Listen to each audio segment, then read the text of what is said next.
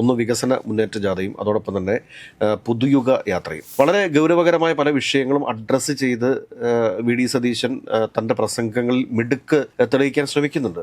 അതിനനുസരിച്ചിട്ട് തന്നെ കൃത്യമായ മറുപടി പറയാനായിട്ട് LDF-നും സാധിക്കുന്നുണ്ട് എന്നുള്ളൊരു യാഥാർത്ഥ്യമാണ്. ഇതിനകത്ത് കേമന്മാർ ആരാണ് എന്ന് ചോദിച്ചു കഴിഞ്ഞാൽ ജാഥകളിലെ ഏറ്റവും വലിയ കേമൻ എന്ന് പറയുന്നത് ശ്രീ പിണറായി വിജയനും അതോടൊപ്പം തന്നെ പ്രതിപക്ഷ നേതാവായിട്ടുള്ള ശ്രീ വി.ഡി. സതീശനും തന്നെയാണ്. പാൻ കേരള ലീഡറായിട്ട് ജോസ് കെ മാണി മാറിക്കൊണ്ടിരിക്കുകയാണ് എന്ന് തന്നെ നമ്മൾ പറയേണ്ടിയിരിക്കുന്നു. അങ്ങനെ വെച്ച് നോക്കുന്ന സമയത്ത് ഇതിലെ ഏറ്റവും നല്ലൊരു മിടുക്കന്മാരിൽ ഒരാളായിട്ട് ജോസ് കെ മാണി മാറിയിരിക്കുന്നു എന്ന് തന്നെ നമുക്ക് പറയാൻ വേണ്ടി സാധിക്കും. വി.ഡി. സതീശൻ അഡ്രസ്സ് ചെയ്ത കാര്യങ്ങളൊക്കെ നല്ലതാണ്, വിഭാവനം ചെയ്യുന്ന പദ്ധതികളും നല്ലതാണ്.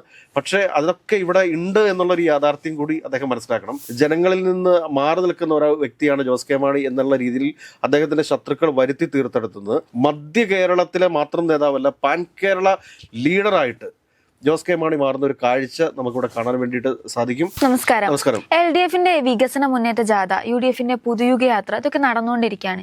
ഈ ജാഥകളിലെ മിടുക്കന്മാർ ആരൊക്കെയാണ്? ഒരുപാട് നേതാക്കന്മാർ പങ്കെടുക്കുന്ന രണ്ട് ജാഥകളാണ്. ഒന്ന് വികസന മുന്നേറ്റ ജാഥയും അതോടൊപ്പം തന്നെ പുതുയുഗ യാത്രയും. വികസന മുന്നേറ്റ യാത്ര 3 മേഖലകളിലായിട്ടാണ് നടക്കുന്നത്. ഒന്ന് ബിനോയ് വിശ്വം നയിക്കുന്നത്, മറ്റൊന്ന് ജോസ് കെ മാണി നയിക്കുന്നത്, മറ്റൊന്ന് MV ഗോവിന്ദൻ മാസ്റ്റർ നയിക്കുന്ന ജാഥ. അതുകൂടാതെ UDF-ന്റെ പുതുയുഗ യാത്ര എന്ന് പറയുമ്പോഴത്തേക്ക് അത് നയിക്കുന്നത് വി.ഡി. സതീശനാണ്. വളരെ ഗൗരവകരമായ പല വിഷയങ്ങളും അഡ്രസ്സ് ചെയ്ത് വി.ഡി. സതീശൻ തന്റെ പ്രസംഗങ്ങളിൽ മിടുക്ക് തെളിയിക്കാൻ ശ്രമിക്കുന്നുണ്ട്. അതിനനുസരിച്ചിട്ട് തന്നെ കൃത്യമായ മറുപടി പറയാനായിട്ട് LDF-നും സാധിക്കുന്നുണ്ട് എന്നുള്ളൊരു യാഥാർത്ഥ്യമാണ്. പക്ഷേ ഇതിൽ നിന്നെല്ലാം വ്യത്യസ്തമാകുന്നതും ഏറെ ജനപ്രിയമാകുന്നതുമായിട്ടുള്ള ചില പ്രകടനങ്ങൾ നമ്മൾ കണ്ടുകൊണ്ടിരിക്കുന്നത് ശ്രീ ജോസ് കെ മാണിയുടെ ഭാഗത്തു നിന്നാണ്. അതായത് മധ്യ കേരളത്തിൽ ജോസ് കെ മാണി നയിക്കുന്ന വികസന മുന്നേറ്റ ജാഥയ്ക്ക് ലഭിച്ചുകൊണ്ടിരിക്കുന്ന ഒരു സ്വീകാര്യത, ആ സ്വീകാര്യതയ്ക്കൊക്കെ അപ്പുറത്തേക്ക് നമ്മൾ മനസ്സിലാക്കേണ്ട ചില കാര്യങ്ങളുണ്ട്. കാരണം ഒരു പാൻ കേരള ലീഡറായിട്ട് ജോസ് കെ മാണി മാറിക്കൊണ്ടിരിക്കുകയാണ് എന്ന് തന്നെ നമ്മൾ പറയേണ്ടിയിരിക്കുന്നു. ദൃശ്യമാധ്യമങ്ങളിൽ അദ്ദേഹത്തിന് കിട്ടുന്ന ഒരു സ്വീകാര്യതയ്ക്കൊക്കെ അപ്പുറത്തേക്ക് ജനങ്ങൾക്കിടയിലും അദ്ദേഹം ഒരു സ്വീകാര്യനായിട്ട് മാറുന്നു എന്ന് വേണം നമ്മൾ കരുതാനായിട്ട്. ജോസ് കെ മാണി ആർക്കും സംസാരിക്കാൻ സാധിക്കാത്ത ഒരാളാണ്, ഒരു വിഷൻ ഇല്ലാത്ത ആളാണ് എന്നൊക്കെയുള്ള രീതിയിൽ അദ്ദേഹത്തിന്റെ ശത്രുക്കൾ പാലായിൽ തന്നെ പറഞ്ഞു വരത്തിയതിന്റെ അടിസ്ഥാനത്തിലാണ് അദ്ദേഹം പരാജയപ്പെട്ടിട്ടുള്ളത്. ഇത് നമ്മൾ മനസ്സിലാക്കേണ്ട ഒരു കാര്യം എന്താണെന്ന് വെച്ചാൽ വി.ഡി. സതീശൻ പറയുന്ന ഒരു കാര്യമുണ്ട്.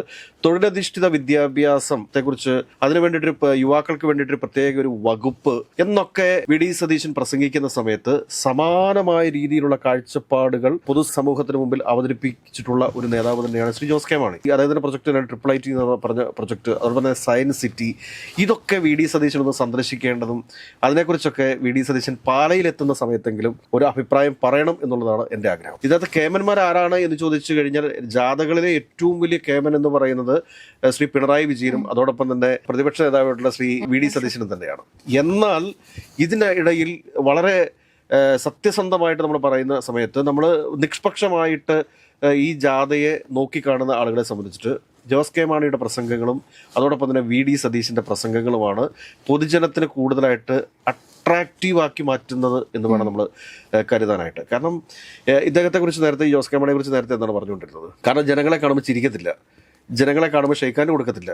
കാരണം ജോസ് കെ മാണിയെ കാണണമെന്നുണ്ടെങ്കിൽ ആരുടെയെങ്കിലും ഒക്കെ റെക്കമെൻഡേഷൻ വേണം. ഇങ്ങനെയൊക്കെയുള്ള കാര്യങ്ങൾ പറഞ്ഞു പരത്തിക്കൊണ്ടിരുന്ന സ്ഥലത്ത് നിന്നാണ് പൊതുജനം ഈ ദൃശ്യമാധ്യമങ്ങളുടെ സോഷ്യൽ മീഡിയ മാധ്യമങ്ങളിലൂടെയൊക്കെ കാണുമ്പോൾ എന്താണ് ജോസ് കെ മാണി ചെയ്തുകൊണ്ടിരിക്കുന്നത്? ജോസ് കെ മാണി വഴി സൈഡിൽ കാത്തു നിൽക്കുന്ന വൃദ്ധരായിട്ടുള്ള ആളുകൾക്കിടയിലേക്ക് പോലും ഇറങ്ങിച്ചെല്ലുകയും അവരെ കെട്ടിപ്പിടിക്കുകയും അതോടൊപ്പം തന്നെ അവരെ ആദരിക്കുകയും ഒക്കെ ചെയ്യുന്നൊരു കാഴ്ച എന്ന് പറയുമ്പോൾ കേരളത്തിലെ പൊതു സമൂഹം മൊത്തത്തിൽ ആലോചിക്കുകയാണ്, ഇതുപോലത്തെ ഒരു നേതാവിനെയാണല്ലോ പാലായിൽ പരാജയപ്പെടുത്തിയത് എന്നുള്ള ഒരു ദുഃഖം പല ആളുകൾക്കുണ്ട്. പല ആളുകളുമായിട്ട്, പല സാംസ്കാരിക നേതാക്കന്മാരുമായിട്ട്, പല പ്രമുഖരായിട്ടുള്ള ആളുകളൊക്കെ ആയിട്ട് സംസാരിക്കുന്ന സമയത്ത്, കോൺഗ്രസ് നേതാക്കന്മാരോട് തന്നെ സംസാരിക്കുന്ന സമയത്ത് അവർ പറയുന്ന കാര്യമാണ്, തീർച്ചയായിട്ടും ജോസ് കെ മാണിയെ പോലെയുള്ള ഒരു നേതാവ് കേരളത്തിന്റെ നിയമസഭയ്ക്കകത്ത് ഉണ്ടാവേണ്ടതായിരുന്നു, പക്ഷേ അത് പാലക്കാർക്ക് എന്തോ ഒരു അബദ്ധം പറ്റിപ്പോയതാണ് എന്നുള്ള രീതിയിലേക്ക് സംസാരിക്കുന്നു എന്ന് പറയുമ്പോഴത്തേക്ക്, കാരണം നമ്മൾ തന്നെ ജോസ് കെ മാണിക്കെതിരെ എന്തെല്ലാം വിമർശനങ്ങൾ ഇതിനു മുമ്പ് പറഞ്ഞിട്ടുണ്ട്. പക്ഷേ ആ വിമർശനങ്ങൾക്കൊന്നും ഒരു അടിസ്ഥാനവും ഇല്ലാത്ത ഒരു കറകളഞ്ഞ വ്യക്തിത്വത്തിന് ഉടമയാണ് ജോസ് കെ മാണി എന്ന് പ്രൂവ് ചെയ്യുന്ന രീതിയിൽ തന്നെയാണ് ഈ യാത്ര മുൻപോട്ട് പോകുന്നത് എന്ന് പറയുന്ന സമയത്ത്, അങ്ങനെ വെച്ച് നോക്കുന്ന സമയത്ത് ഇതിലെ ഏറ്റവും നല്ലൊരു മിടുക്കന്മാരിൽ ഒരാളായിട്ട് ജോസ് കെ മാണി മാറിയിരിക്കുന്നു എന്ന് തന്നെ നമുക്ക് പറയാൻ വേണ്ടി സാധിക്കും. അതോടൊപ്പം തന്നെ ശ്രീ വി.ഡി. സതീശൻ പറഞ്ഞു വെക്കുന്ന പല ആശയങ്ങളും അത് ഒരുപാട് നല്ല കാഴ്ചപ്പാടുകളാണ്. ആ കാഴ്ചപ്പാടുകളെ ഒന്നും നമ്മൾ തെറ്റായിട്ട് പറയുന്നില്ല. പക്ഷേ ഇദ്ദേഹം പറയുന്ന പല കാര്യങ്ങളും കേരളത്തിൽ തന്നെ സംഭവിച്ചുകൊണ്ടിരിക്കുന്ന ഒരു കാര്യമാണ് എന്നുള്ളതിനെ കുറിച്ച് അദ്ദേഹം മനസ്സിലാക്കുന്നില്ല. ഈ ഒറ്റപ്പെട്ട ചില സംഭവങ്ങളെ ഹൈലൈറ്റ് ചെയ്യുന്നു എന്നതിനൊക്കെ അപ്പുറത്തേക്ക് കേരളം കൈവരിച്ചിട്ടുള്ള നേട്ടങ്ങൾ, ആ നേട്ടങ്ങളെ നമ്മൾ കാണാതെ പോകരുത് എന്നുള്ളതാണ് എൻ്റെ ഒരു അഭിപ്രായം. കേരളത്തിലെ പാവപ്പെട്ടവരായിട്ടുള്ള 60 വയസ്സ് കഴിഞ്ഞിട്ടുള്ള എല്ലാ ആളുകൾക്കും വാർദ്ധക്യ സഹജമായ രോഗങ്ങൾക്ക് സൗജന്യമായിട്ട് മരുന്ന് കൊടുക്കുന്നുണ്ട്. അതേ സമയത്ത് തന്നെ പ്രതിപക്ഷം വിമർശനം ഉയർത്തുന്ന സമയത്ത് മെഡിക്കൽ കോളേജുകളുടെ പോരായ്മകളെ കുറിച്ചൊക്കെ പറഞ്ഞേക്കാം. കാരണം ഒരു കെട്ടിടം ഇടിഞ്ഞു വീണ ഒരാൾ മരിച്ച സംഭവമൊക്കെ ദാരുണമായ ഒരു സംഭവമൊക്കെ നമ്മുടെ മുമ്പിലുണ്ട്. അതിനെയൊന്നും നമ്മൾ കാണാതെ പോകാനും നമുക്ക് സാധിക്കില്ല. എങ്കിൽ തന്നെയും കേരളത്തിലെ ആരോഗ്യ വകുപ്പ് ഉൾപ്പെടെയുള്ള മറ്റു വകുപ്പുകളുടെ പ്രവർത്തനം മോശമായിരുന്നു എന്ന് നമുക്ക് പറയാൻ വേണ്ടി സാധിക്കത്തില്ല. ആകെപ്പാടെ വകുപ്പുകളിൽ കുറച്ച് മോശമായിരുന്നു എന്ന് നമുക്ക് പറയാൻ സാധിക്കുന്ന വനം വകുപ്പും അതോടൊപ്പം തന്നെ ഈ മൃഗസംരക്ഷണ വകുപ്പിന്റെ പ്രവർത്തനങ്ങളൊക്കെയാണ് കുറച്ച് മോശപ്പെട്ടത്. പക്ഷെ ബാക്കി എല്ലാ വകുപ്പുകളും, ഇപ്പോൾ ടൂറിസം വകുപ്പായിക്കൊള്ളട്ടെ, വിദ്യാഭ്യാസ വകുപ്പായിക്കോട്ടെ, വിദ്യാഭ്യാസ വകുപ്പ് എന്നൊക്കെ പറഞ്ഞാൽ 10 വർഷത്തിന് മുമ്പുള്ള വിദ്യാഭ്യാസ വകുപ്പിനെ കുറിച്ച് ആലോചിച്ച് നോക്കിയേ. പാഠപുസ്തകങ്ങൾ നമ്മുടെ സ്കൂളിൽ കിട്ടുമായിരുന്നു, കൃത്യസമയത്ത് പരീക്ഷകൾ നടക്കുമായിരുന്നു? ഇല്ലല്ലോ. അതിൽ നിന്നൊക്കെ ഒരുപാട് മാറ്റങ്ങൾ കൊണ്ടുവരുവാനായിട്ട് വിദ്യാഭ്യാസ വകുപ്പിന് സാധിച്ചിട്ടുണ്ട്. ഇപ്പൊ ഈ ആഭ്യന്തര വകുപ്പിനെ പലരും കുറ്റം പറയുന്നുണ്ട്. വി.ഡി. സതീശൻ ഇന്നലത്തെ ഒരു പ്രസംഗത്തിൽ പറഞ്ഞതാണ്. കാരണം പിണറായി വിജയൻ എല്ലാ ജയിലിനകത്ത് കിടക്കുന്ന എല്ലാ പ്രതികളെയും പരോളിന് ഇറക്കി പുറത്തേക്ക് വിടുകയാണ് എന്ന രീതിയിൽ സംസാരിച്ചു. അതിൽ പാകപ്പിഴകൾ ഉണ്ടെങ്കിൽ സത്യമായിട്ടും അത് ചൂണ്ടിക്കാണിക്കേണ്ട ഒരു ഉത്തരവാദിത്വം പ്രതിപക്ഷ നേതാവിനുണ്ട്. പക്ഷെ എങ്കിലും കലാപങ്ങളൊന്നുമില്ലാത്ത ഒരു സംസ്ഥാനം അല്ലായിരുന്നു കഴിഞ്ഞ കുറച്ച് നാളുകളായിട്ട് കേരളം എന്ന് പറയുന്നത്. എത്ര സമാധാനത്തോടു കൂടിയിട്ടാണ് രാഷ്ട്രീയ കൊലപാതകങ്ങൾ ഈ കഴിഞ്ഞ ഒരു 5 വർഷത്തിനിടയിൽ ഏതെങ്കിലും നമ്മൾ പറഞ്ഞു കേട്ടിട്ടുണ്ടോ? അതിനു മുമ്പ് ഒക്കെ എത്രയോ രാഷ്ട്രീയ കൊലപാതകങ്ങൾ നമ്മുടെ സംസ്ഥാനത്ത് നടന്നിട്ടുണ്ട്. മയക്കുമരുന്നിന്റെ ഒക്കെ ഉപയോഗം വർദ്ധിച്ചിട്ടുണ്ട്. അതൊരു ഫാക്റ്റാണ്. അതിലൊക്കെ സർക്കാർ, ഞാൻ പറയുന്നത് വീണ്ടും സർക്കാരിന് ഇനിയും നടപടിയെടുക്കാനായിട്ടുള്ള അവസരങ്ങളുണ്ട്. കാരണം അത് ഏറ്റവും പ്രധാനപ്പെട്ട ഒരു വിഷയം തന്നെയാണ് ഈ മയക്കുമരുന്നിന്റെ ഉപയോഗത്തിൽ ഉണ്ടായിട്ടുള്ള ഒരു വർധനവ് എന്ന് പറയുന്നത്. അതിനെ കൃത്യമായിട്ട് സർക്കാർ വിചാരിച്ചാൽ കൈകാര്യം ചെയ്യാവുന്ന ഒരു കാര്യമേ ഉള്ളൂ എന്ന് ഞാൻ വിശ്വസിക്കുന്നു. ആ ഒരു പ്രതിപക്ഷ ആരോപണത്തെ നമ്മൾ കൃത്യമായിട്ട് തന്നെ അഡ്രസ്സ് ചെയ്ത് പോകേണ്ടതുണ്ട്.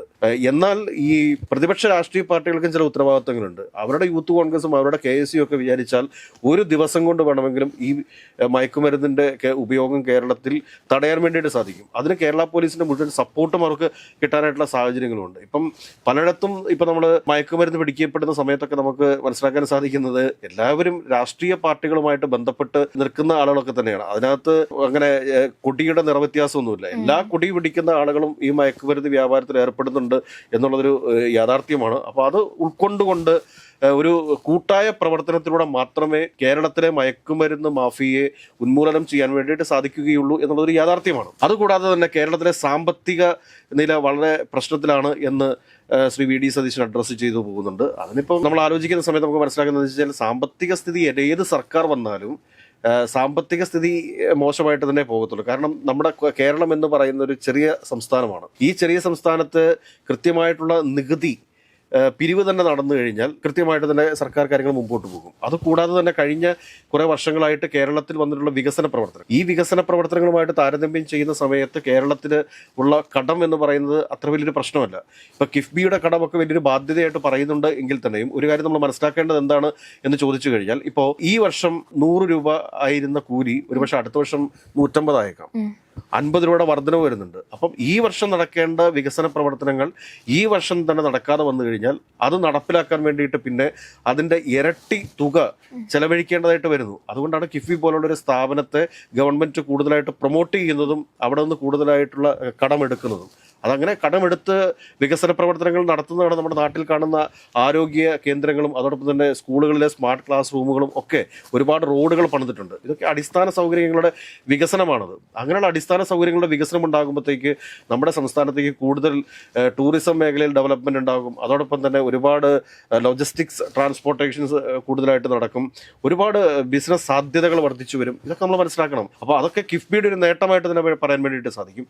പിന്നെ ഒരു സർക്കാർ എന്ന് പറയുമ്പോഴത്തേക്ക് വികസന പ്രവർത്തനങ്ങൾ നടത്തുന്ന ഒരു സർക്കാർ സ്വാഭാവികമായിട്ടും സാമ്പത്തിക ഞെരുക്കം അനുഭവിക്കും. ഇപ്പോൾ ഞാനൊരു കാര്യം പറയട്ടെ. ഇപ്പം വി.ഡി. സതീശന്റെ ഈ ജാഥ നയിക്കുന്ന സമയത്ത് തന്നെ നമുക്ക് ഇന്നലെ നമ്മളൊരു ചെയ്തൊരു വീഡിയോ, അനൂതാജ് എന്ന് പറയുന്നൊരു യൂത്ത് കോൺഗ്രസ്സുകാരന്റെ വീട്ടിൽ GST റെയ്ഡ് നടത്തി. അദ്ദേഹം കൃത്യമായിട്ട് GST അടച്ചിരുന്നെങ്കിൽ ഇവിടുത്തെ നികുതി, അതുപോലെ എത്ര യൂത്ത് കോൺഗ്രസ്സുകാരുണ്ടാവും, എത്ര രാഷ്ട്രീയക്കാർ നികുതി അടയ്ക്കാൻ വേണ്ടിയിട്ട് ഉണ്ടാവും. ഇവരെല്ലാം കൃത്യമായിട്ട് നികുതി അടച്ചു കഴിഞ്ഞാൽ ഖജനാവിന് ആവശ്യത്തിന് പണം വരത്തില്ലേ?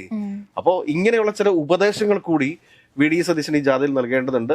വി ഡി സതീശൻ അഡ്രസ്സ് ചെയ്ത കാര്യങ്ങളൊക്കെ നല്ലതാണ്, വിഭാവനം ചെയ്യുന്ന പദ്ധതികളും നല്ലതാണ്. പക്ഷേ അതൊക്കെ ഇവിടെ ഉണ്ട് എന്നുള്ളൊരു യാഥാർത്ഥ്യം കൂടി അദ്ദേഹം മനസ്സിലാക്കണം. എനിക്ക് തോന്നുന്നു അദ്ദേഹം വിദേശത്തേക്കുള്ള വിദ്യാർത്ഥികളുടെ ഒഴുക്ക് അത് നിർത്തി കേരളത്തിൽ തന്നെ അവരെ പിടിച്ചു നിർത്താൻ വേണ്ടിയിട്ടുള്ള സാഹചര്യങ്ങൾ സൃഷ്ടിക്കുമെന്നുള്ളതാണ്. കാരണം തീർച്ചയായിട്ടും അതിനു വേണ്ടിയിട്ടുള്ള ഒരുപാട് പദ്ധതികളും പരിപാടികളും ഒക്കെ നിലവിലത്തെ ഈ ഗവൺമെന്റ് തന്നെ ആവിഷ്കരിച്ചിട്ടുണ്ട് എന്നുള്ളൊരു യാഥാർത്ഥ്യമാണ്. പക്ഷേ എങ്കിൽ തന്നെയും മലയാളിയുടെ ഒരു മനോഭാവമുണ്ട്. കാരണം അയൽപക്കത്തെ വീട്ടുകാരന്റെ കൊച്ച് കാനഡയിലാണ് പഠിക്കുന്നതെങ്കിൽ തന്റെ മകനും കാനഡയിൽ പഠിക്കണം, അയൽപക്കത്തുകാരന്റെ മകൻ പഠിക്കുന്നത് ഓസ്ട്രേലിയയിലാണെങ്കിൽ എന്റെ മകനും ഓസ്ട്രേലിയയിൽ പഠിക്കണം എന്നുള്ള ഒരു മലയാളിയുടെ ഒരു ചിന്തയുണ്ട്. ആ ചിന്ത മാറ്റിയെടുക്കാനായിട്ട് വി ഡി സതീശന് സാധിച്ചു കഴിഞ്ഞാൽ തന്നെ വിദേശത്തേക്കുള്ള വിദ്യാർത്ഥികളുടെ ഈ ഒഴുക്ക് നിൽക്കും. അതാണ് ചെയ്യേണ്ടത്. മറിച്ച് ഇവിടെ തൊഴിലില്ലായിട്ടാണോ? ഇവിടെ തൊഴിലുണ്ട്, പക്ഷെ ആ തൊഴിലിന്റെ ഒരു മഹത്വം മനസ്സിലാക്കാൻ വേണ്ടിയിട്ട് നമ്മുടെ നാട്ടിലെ ആളുകൾക്ക് ആവുന്നില്ല. കാരണം ഗൾഫിലും മറ്റു വിദേശ രാജ്യങ്ങളിലും ഒക്കെ പോയിട്ട് നമുക്ക് എന്ത് ജോലിയും നമ്മൾ ചെയ്യും. കാരണം ഇവിടെ നിന്ന് വിദേശത്ത് പഠിക്കാൻ പോകുന്ന പിള്ളേർ അല്ലെങ്കിൽ വിദേശത്ത് ജോലിക്ക് പോകുന്ന കുട്ടി അവർക്ക് ചെയ്യുന്നത് എന്താണ്? ഒന്നെങ്കിൽ ഓൾഡ് ഏജ് ഹോമിലാണ് ജോലി ചെയ്യുന്നത്, അത് ഇവിടെ വേണമെങ്കിലും ചെയ്യാം. ഓൾഡ് ഏജ് ഹോം കേരളത്തിൽ നടത്താൻ വേണ്ടിയിട്ട് സാധിക്കും. ഈ വിദേശത്തുനിന്ന് ഉൾപ്പെടെയുള്ള ആളുകളെ വേണമെങ്കിൽ ഇവിടെ കൊണ്ട് അക്കോമഡേറ്റ് ചെയ്യാൻ വേണ്ടിയിട്ട് സാധിക്കും. ട്രീറ്റ്മെന്റിന് വേണ്ടിയിട്ട് കൊണ്ടുവരാൻ വേണ്ടിയിട്ട് സാധിക്കും. ഹെൽത്ത് ടൂറിസം ഒക്കെ വലിയ ഓരോ ഓപ്പർച്യൂണിറ്റിയാണ്. അതിലേക്കൊക്കെ ഇനി സർക്കാർ കടക്കേണ്ടതുണ്ട്. അത് ഏത് സർക്കാർ വന്നാലും കിടക്കേണ്ടതുണ്ട്.